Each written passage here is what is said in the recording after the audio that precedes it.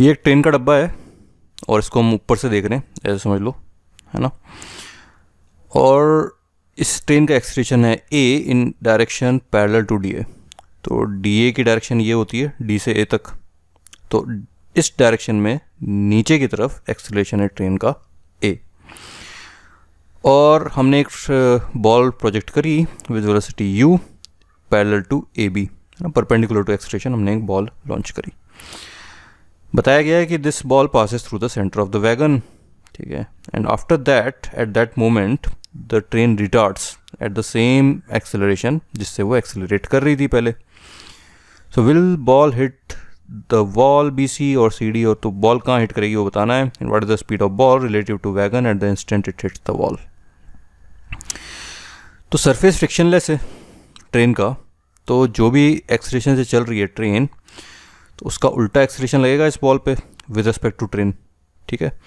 तो ट्रेन में अगर हम बैठ गए तो ट्रेन का एक्सेलरेशन शुरू में नीचे की तरफ था, टूवर्ड्स डी ए लिखा है ना, direction parallel to D A मतलब नीचे की तरफ था। तो with respect to train ball का एक्सेलरेशन ऊपर की तरफ है ए, ठीक है। और हमें बताया कि ये इसको सेंटर को क्रॉस करिए। तो एक कर्व क्या है, तो एक कर्व कुछ नहीं है, पैराबोला है ना। ऐसे आप फेंकते हो जैसे ऊपर एक बिल्डिंग से आप फेंकते हो ना बॉल, तो वो बॉल ऐसे जाएगी पैराबोला में, ठीक है। वही है, यहाँ से आपने हॉरिजॉन्टल फेंकी, एक्सेलरेशन इस तरफ है, तो वो पैराबोला में ऐसे गई बॉल। और ये मिड पॉइंट पे जब क्रॉस हुई तब एक्सेलरेशन चेंज हो गया, तो अब रिटार्डेशन आ गया, तो एक्सेलरेशन की डायरेक्शन जस्ट रिवर्स हो गई विद रिस्पेक्ट टू ट्रेन। तो देखें यहाँ से यहाँ तक इसने जो भी वेलोसिटी पकड़ी थी वाई डायरेक्शन में, जितने भी डिस्टेंस में ए एक्सेलरेशन से, तो अब ए ही रिटार्डेशन में वही वेलोसिटी उतने ही वाई की मतलब उतनी ही डिस्टेंस पे ज़ीरो हो जाएगी, ठीक है भाई। V square is equal to u square plus 2as होता है ना, तो इधर u ज़ीरो है और वी स्क्वायर आ गया 2as, s क्या है ये वाली लेंथ l/2। वापस यहाँ से यहाँ तक v square is equal to 2s लगाओगे तो s वापस l/2 तो क्या जो भी है आधा हो गया, जितना यहाँ था उतना ही, एक्सेलरेशन उतना ही है, तो v से वो ज़ीरो हो जाएगी, ठीक है। और पैराबोला वापस बनना है ये सेम, क्योंकि एक्सेलरेशन इस तरफ नीचे है, तो एक कर्व बड़ा ऐसे यहाँ पे स्मूथली सेम स्लोप मेंटेन करते हुए वापस यहाँ ज़ीरो हो जाएगा स्लोप इसका, है ना।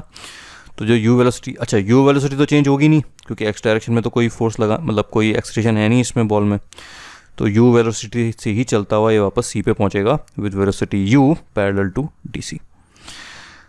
अब ये वीटी ग्राफ में भी देख सकते हो आप, तो आधे रास्ते में तो इस डायरेक्शन में एक्सेलरेशन पॉजिटिव मान लेते हैं ऊपर की तरफ, तो पहले एक्सेलरेशन पॉजिटिव, तो ये डिस्टेंस पॉजिटिव, तो यहाँ से यहाँ तक पॉजिटिव चल गया ये l, ठीक है। तो इस ट्राइंगल का एरिया हो गया l, फिर वापस ट्राइंगल का नेक्स्ट ट्राइंगल का एरिया भी l, जब यहाँ से ये और l आगे चला, ठीक है। But this time acceleration is -a, तो पहले a से चला फिर -a से चला, तो ये जितना एरिया है उतना ही एरिया यहाँ कवर हो गया। और यूँ कह लो कि ये v इज इक्वल टू 0 से शुरू हुआ था, बीच में इसकी वेलोसिटी मैक्सिमम थी और वापस की वेलोसिटी यहाँ पे 0 हो गई, तो ये y डायरेक्शन में सब कुछ। So where will the ball hit, so it will hit in the corner.